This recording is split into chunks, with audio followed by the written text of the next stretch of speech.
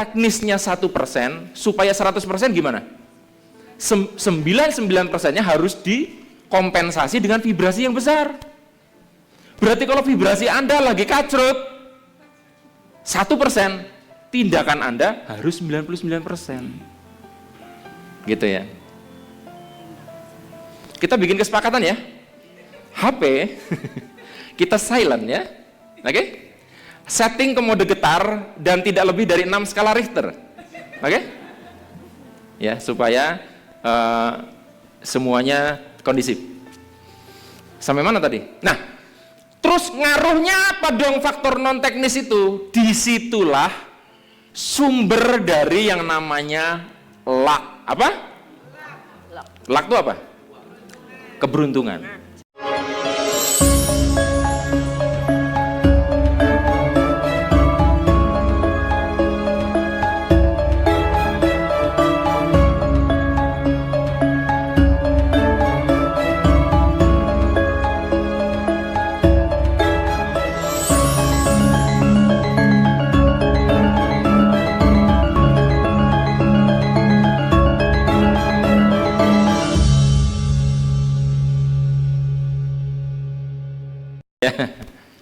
Kita masuk ke materi The Art of Manifestation ya. Uang, level kesadaran dan permainan vibrasi. Nah, ada yang menarik pada judul ini. Yang menarik adalah di sini ada kata manifestation. Ini plesetan dari kata apa kira-kira? Manifestasi. Nah, kenapa kok saya plesetkan jadi manifestation? Karena kita akan bicara tentang uang. Gitu. Namanya Mas siapa? Tadi mana tadi? Mic tadi.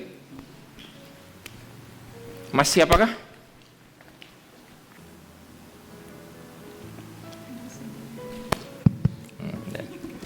Nama saya Diki, Mas. Siapa? Diki. Mas Diki. Ya. Pernah dengar kata manifestasi sebelumnya? Sebelumnya pernah dengar. Pernah dengar apa itu manifestasi? Ya, dengar tapi nggak tahu benar apa salah. Nggak apa-apa, nggak masalah. Nggak masalah. Investasi. Investasi. Oh ya. Nggak apa-apa, nggak masalah. Tepuk tangan dong. Tepuk tangan. Ya. Apa itu manifestasi? Manifestasi itu kayak apa ya? Oh itu Pak, saya dengar di TV itu Bu, manifestasi bodong. Oh itu investasi, beda lagi. Manifestasi itu kayak suatu harapan atau keinginan yang sedang diharapkan terjadi gitu. Terjadi. Oke. Tepuk tangan dong. Apa itu manifestasi? Kayaknya belum ini Pak, saya masih belum familiar Pak. Gimana? Belum begitu paham. Belum paham dan kata ini masih belum familiar. Iya. Oke ya. Sebelah ini biasanya ada langsung duk ketika saya deketin gitu ya. Aduh, jangan ke sini, please, jangan ke sini. Langsung pakai kuantum jam supaya aku nggak ke situ. Apa itu manifestasi? Perwujudan sesuatu yang kita inginkan gitu. Oke, ya baik. Tepuk tangan untuk semuanya. Terus sebetulnya manifestasi itu apa? Mari kita lihat menurut Kamus Besar Bahasa Indonesia. Bukan deng, Wikipedia. Jadi pernah dengar kata laten nggak? Pernah dengar? Laten itu dekat Jogja. Oh, Klaten ya, Klaten. Laten itu mungkin Anda pernah dengar gini, hati-hati dengan bahaya laten komunis. Apa itu laten? Laten itu artinya terpendam, tidak muncul ke permukaan.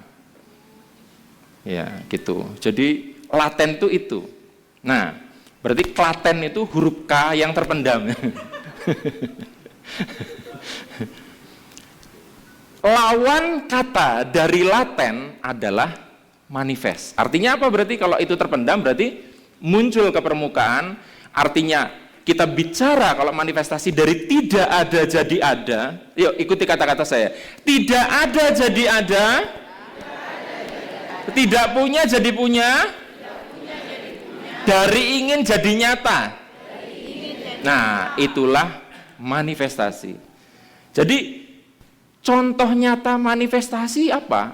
Ya kemarin Anda ingin hadir di acara bootcamp, hari ini Anda bisa hadir. Ya itu contoh perwujudan, sesederhana itu. Bahkan yang paling gampang, mau nanya ya?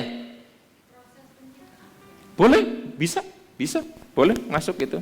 Jadi, sekecil apapun yang tadinya tidak ada, tidak punya jadi punya, ingin jadi nyata, yang belum tercipta jadi tercipta, itulah manifestasi.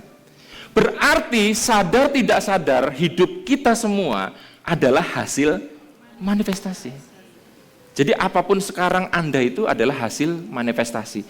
Jodoh Anda sekarang yang mungkin sekarang nyebelin banget itu pun hasil manifestasi. Ya. Nah, di bagian inilah kita harus hati-hati. Kenapa? Karena akan relate dengan satu kata yang namanya mental block. Apa? Yang saya garis bawahi bukan mau menerjemahkan mental block. Hati-hati menyematkan kata mental block dalam proses manifestasi. Contoh, Mbak siapa? Tadi lupa lagi saya. Mbak Evi. Mbak Evi, mau jadi politisi nggak? Enggak. Mental block. Mental block itu. Pengen jadi penari perut? Oh pengen. Tidak ada mental block. Sekarang kita ke belakang. Mas, mau jadi penari balet nggak mas? Mental block. Yang saya lakukan bener nggak itu? Salah dong. Masa orang nggak mau dibilang mental block? Nggak mau dibilang mental block. Jadi mental block itu apa? Mental block itu yang bikin mental jadi goblok. Mental block. Mental block itu begini loh. Anda mau ke sana, kepingin ke sana, tapi nggak bisa karena ada yang menghalangi, yang ngeblok. Berarti syaratnya apa? Harus pengen. Jadi kalau Mbak tidak pengen jadi politisi, itu bukan mental block karena memang itu pilihan hidup. Tapi kalau, Pak, saya pengen jadi politisi, Pak. Tapi ada mental block, Pak. Bisa nggak ya, Pak? Saya tuh nggak pede wajah saya dipasang di baliho. Nah, itu artinya Anda pengen, tapi ada mental block. Jadi, teman-teman, kalau Anda tidak pengen, ya bukan mental block, bahkan, maaf ya, ada loh orang yang sebetulnya betul-betul nggak ingin kaya. Ada. Betul-betul pilihan hidup dia. Kita tidak boleh mengatakan mental block kepada orang yang memang ingin begitu. Tapi sayangnya orang yang kayak gitu sedikit. Kebanyakan pengen tapi pura-pura nggak pengen kan? Iya, saya pernah ngetes. Kamu mau kaya nggak? Nggak Pak, pilihan hidup saya. Tapi kalau saya kasih uang 2M, mau Pak. Karena kalau dia konsisten memang nggak pengen, dikasih uang 2M pun nggak mau Pak, karena saya pengen hidup sekarang seperti ini. Jelas ya? Jadi, kalau Anda memang memutuskan sebuah jalan hidup, dan Anda dicap mental block, tidak relevan. Oke? Pak, pokoknya saya maunya begini. Nggak apa-apa orang luar bilang mental block. Contoh nih, yang paling sering, teman-teman saya ikut kelas training untuk jadi pengusaha. Ada loh orang yang memang dia bercita-citanya ingin jadi karyawan. Nggak salah juga kan? Anda semua mental block, itu nggak boleh loh kayak gitu. Kecuali Pak, saya pengen loh Pak, tapi masih takut. Nah, itu mental block. Jelas? Apa mental block? Sesuatu yang bikin mental jadi goblok. Oke. Lanjut, menurut Anda, hidup itu apa? Ini kelas kok isinya ditanyain terus gitu ya. Biarin ya. Udah saya tanya belum? Udah, barusan. Namanya siapa? Ratna. Menurut Anda, hidup itu apa? Satu kata. Pembelajaran. Hidup itu pembelajaran. Oh, ini kru ngaji Roso, jelas jawabannya nanti akan panjang lebarnya. Udah saya tanya belum? Barusan udah. Ya. Hidup adalah perjalanan, Pak. Hidup adalah perjalanan, berarti Anda tidak berlari. Oke. Hidup itu apa? Hidup itu keindahan. Hidup itu keindahan. Oh, satu lagi deh. Hidup adalah Kasih sayang. Hidup adalah kasih sayang. Tepuk tangan untuk Anda semua. Saya sebenarnya nunggu-nunggu fansnya Dewa 19 karena pasti ngomongnya hidup adalah perjuangan. Hidup adalah perjuangan tak pernah berhenti. Pernah tahu nggak lagu itu? Ya. apa definisi hidup menurut Anda? Tidak ada yang salah atau benar, tapi izinkan pada sesi kali ini bersama Arif RH, saya tawarkan definisi supaya relevan dengan apa yang saya bagikan hari ini adalah hidup adalah permainan. Apa? Yuk, hidup adalah permainan. Nah, di sini saya pernah posting di medsos, saya bilang hidup adalah permainan. Banyak yang protes loh. Mas, hidup kok permainan loh? Sampean yang bener aja gitu. Sebentar. Permainan ini nggak sederhana loh. Sepak bola permainan bukan? Permainan sepak bola. Nah, pemain yang lagi bermain sepak bola serius nggak? Serius. Bahkan mereka kalau melanggar aturan dikeluarkan dari lapangan. Artinya sebetulnya permainan ini bukan permainan yang sederhana. Walaupun beberapa literatur, contohnya ini mohon maaf agak sedikit khotbah Jumat, Bapak Ibu. Kalau saya yang beragama Islam itu ada ayat yang mengatakan dan kehidupan ini hanya senda gurau dan permainan. Nah, kalau versi Jawanya urip mung mampir ngombe. Hidup itu cuma mampir minum plus mendoan plus gorengan ya. Ya. Maksudnya sebetulnya bukan menyepelekan, tapi apa sih maksud kata dari hidup adalah permainan? Karena gini. Siapa di antara Anda yang pernah masuk TK?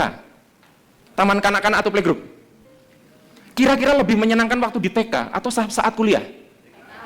Kenapa? Karena di TK kita bermain-main. Bahkan perhatikan, di TK atau playgroup, ketika seorang guru TK mengatakan, anak-anak, siapa yang mau menjawab pertanyaan ibu guru? Langsung berebut, saya bu guru, belum tahu pertanyaannya. Mereka sudah berlomba-lomba untuk mau menjawab, padahal belum tahu pertanyaannya apa. Perhatikan, anak-anak yang sama ketika mereka nanti duduk di bangku kuliah, dosennya bertanya, siapa yang mau bertanya? Anak yang sama, waktu kuliah bisa jadi tidak berani mengangkat tangannya. Pertanyaannya, apakah waktu kuliah gravitasinya berubah jadi 50, percepatan gravitasinya berubah jadi 50 kali lipat? Enggak juga kan? Berarti, waktu TK ke mahasiswa ada pergeseran yang tadinya mereka bisa bermain-main, ketika kuliah jadi terlalu serius. Jadi, itulah sebabnya Bapak Ibu saya pengen di acara sesi bootcamp ini adalah sesi bermain, tapi bermainnya seperti Anda memainkan permainan yang Anda sukai. Jadi Anda boleh ketawa. Jadi nggak harus suasananya kayak kuliah gitu, enggak. TVB itu orangnya santai banget loh. Di depan, di belakang Anda bisa lihat kan santainya kayak apa. Jadi Anda jangan kayak ruangan kuliah atau kayak lagi ada acara rapat penting gitu, enggak. Ya jangan seperti itu. Kehidupan adalah permainan, walaupun demikian, jangan main-main dengan kehidupan. Serius tapi santai, santai tapi serius. Nah ini kata kuncinya. Jadi, hidup kita itu mulai error, itu pasti sebabnya dua. Satu, terlalu serius, atau terlalu santai. So, perhatikan. Kalau Anda terlalu serius, pasti hidup Anda kacau. Tapi kalau Anda sudah serius banget dalam hidup, dan kacau juga, Anda terlalu serius. Jadi kudu gimana dong? Serius tapi santai, santai tapi serius. Yuk diulangi. Serius tapi santai, santai tapi serius.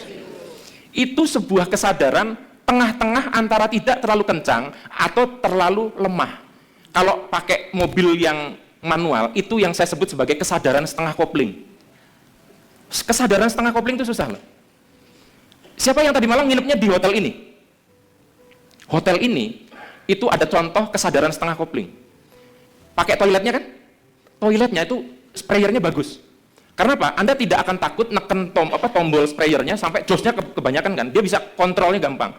Silahkan nginep di hotel murah. Anda akan ketemu sprayer yang kalau Anda pencet kurang airnya nggak keluar, kalau ditekan berlebihan airnya masuk deh. Pernah? Yang selangnya putih itu loh, yang karet itu loh. Itu nyebelin banget. Ya nggak keluar. Wah, ambiar deh ke sana. Jadi, kalau Anda itu serius banget kebablasan, nggak serius, nggak bisa di tengah-tengah, Anda mirip sprayer toilet murah. Jadilah sprayer toilet yang mahal. Ya, sama seperti dulu tuh ada hotel yang kalau mau panas dinginnya pas kan udah diatur tuh. Waduh, nah kita tuh kesadarannya jangan kayak gitu, karena pasti ribet banget dalam hidup gitu loh. Santai tapi serius, serius tapi santai. Seperti Anda nyetir sepeda. Orang yang baru belajar nyetir sepeda, cara nyetirnya gimana? Pasti dicengkramnya terlalu serius. Akhirnya apa? Kaku, Pak. Ya? Kalau sudah mahir gimana? Anda tetap pegang, tapi kendor. Nah, di sini titik bahayanya ada dua. Ketika Anda merasa bisa, Anda lepas tangan. Jadi makanya orang sudah hebat banget pun bahayanya di sana, karena dia merasa hebat, merasa bisa lepas tangan. Gitu kira-kira. Oke. Kenapa saya membahas tentang permainan ini? Karena kita akan membahas tentang permainan vibrasi. Dan yang menarik adalah, kalau kita bicara permainan, kira-kira kalau Anda main game apa yang nikmat untuk Anda mainkan? Game apa kira-kira? Mic-nya hilang lagi. Game apa yang nikmat untuk Anda mainkan? Game ular. Game ular, Mas. Game ular. Game ular itu yang gimana? Oh, yang tutut. Oh. Game apa yang nikmat untuk Anda mainkan, Mas? Clash of Clans. Clash of Clans. Oh, oke. Kenapa itu? Mengatur desa menyerang habis itu. Mengatur desa, menyerang. Kita bisa nyerang desa lain. Desa itu Ukraina atau bukan? Bukan. Game apa yang enak untuk Anda mainkan? Onet. Onet. Onet. Apa itu? Onet itu yang gambar-gambar yang Oh. Ternyata banyak hal yang saya tidak tahu ya. Tahu nggak? Game yang menarik untuk dimainkan adalah game yang tidak terlalu susah dan game yang tidak terlalu mudah. Kalau game itu terlalu mudah, tak jamin Anda awalnya enak, habis itu bosan. Menang lagi, ya merem. Habis itu Anda skip. Kalau hidup ini Anda rasa sudah terlalu mudah, Anda ingin mengakhiri permainan itu, mati cepat, Pak. God, this is too easy for me. I want to come home. Jadi kalau kita itu masih dikasih kesulitan, biar tetap ngerasa ada tantangannya. Tapi juga kebalik, kalau game itu terlalu sulit, Anda juga pengen berhenti. Jadi ciri Anda itu insya Allah hidupnya masih panjang, Anda masih merasa game ini memang nggak mudah-mudah amat, tapi kayaknya gue masih bisa jalanin. Makanya kalau orang tua sudah, penak yo, anak kabeh wis lulus, semua anak sudah lulus, ya itu udah nggak bentar lagi tuh udah. Beli kain kafan dari sekarang udah. So, orang tua kalau udah ngomong kayak gitu, itu tanda dia merasa tidak ada lagi yang mau dia kerjakan. Everything is too easy. Gara-gara saya ngomong ini, saya yakin Anda akan mensyukuri semua masalah yang hari ini Anda punya. Oke, berarti ini gamenya masih belum selesai nih. Tapi kok berat sekali, Pak? Ya itulah makanya Anda datang ke bootcamp. Saya berani ngomong gini, karena saya dulu pernah hampir bunuh diri. Itu di foto yang tadi itu ada yang lebih jelek itu. Makanya orang yang konsultasi ke saya mau bunuh diri, saya tahu betul isi kepalanya gimana. Karena saya dulu pernah di situ. Oke ya? Jadi kalau hidup Anda mulai terasa sangat mudah, waspadalah. Kalau terasa sulit banget, waspadalah. Pak, suami saya ini terlalu sulit. Oke, baik. Ini belum masuk ke materi loh ya. Jadi untuk mulai kita masuk ke materi, silahkan salaman ke kanan kiri Anda, ucapkan gini, selamat datang di kehidupan, selamat datang di kehidupan. Silahkan salaman kanan kiri.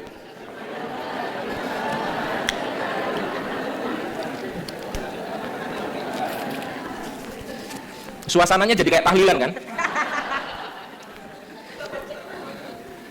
Selamat datang di kehidupan. Welcome to the life. Kita masuk ke materi yang pertama adalah the game of vibration atau permainan vibrasi, mengubah getaran, mengubah realita. Ya. Teman-teman ucapkan, ngikutin kata-kata saya. Hasil adalah kombinasi faktor teknis dan non teknis. Ingat baik-baik ya. Mas Hendra aku yakin sampai bosen dengar rumus ini. Tapi rumusnya memang itu. Jadi hasil apapun di dalam hidup kita adalah kombinasi antara faktor teknis dan non teknis. Ya. Teknis itu ya contohnya cara Anda jualan, metode yang Anda gunakan, produknya apa, itu teknis ya. Non teknisnya adalah pikiran Anda, mindset Anda, perasaan Anda, emosi Anda, spiritual Anda, termasuk vibrasi Anda. Kesalahan kebanyakan orang mengira hasil hanya salah satu dari keduanya itu. Jadi ada orang yang mabok vibrasi, ada yang mabok teknis. Orang yang mabok teknis, Anda pulang dari bootcamp, Anda ceritakan tentang vibrasi, kamu tuh halu. Karena mereka tidak melihat hubungannya antara yang Anda jelaskan dengan hasil, karena mereka melihat itu teknis tok. Tapi ada juga yang terlalu vibrasi, sehingga apa? Dia tidak menyiapkan wadah teknisnya. Saya pernah dulu banget diundang waktu saya masih mabok vibrasi. Jadi diundang di sebuah perusahaan masih lokal sih. Setelah ngundang saya, omset penjualan malah turun, Pak. Tahu nggak kenapa? Karena dulu saya tidak punya rumus ini, yang saya ajarkan bahwa hasil hanya vibrasi. Akhirnya apa? Bulan depannya orang itu nggak prospek lagi, nggak nawarin lagi, nggak jualan lagi, mereka cuma pakai vibrasi, blah, blah, berharap omsetnya naik. Yo mbahmu tuh. Jadi beruntung Mas Hendra, ketemu saya sudah waras. Coba waktu itu ngundang saya, hancur ini peserta bootcamp. Saya ngerusak alumninya TVB. Nah, pertanyaannya, Mas, emang persentasenya teknis non teknis berapa? Nah, di sini memang tidak ada kesepakatan. Tapi intinya gini, berarti kalau teknisnya 1%, supaya 100% gimana? 99%-nya harus dikompensasi dengan vibrasi yang besar. Berarti kalau vibrasi Anda lagi kacrut, 1%, tindakan Anda harus 99%. Gitu ya. Kita bikin kesepakatan ya. HP, kita silent ya. Oke? Setting ke mode getar dan tidak lebih dari 6 skala Richter. Oke? Ya, supaya semuanya kondisif. Sampai mana tadi? Nah, terus ngaruhnya apa dong faktor non teknis itu? Disitulah sumber dari yang namanya luck. Apa? Luck itu apa? Keberuntungan.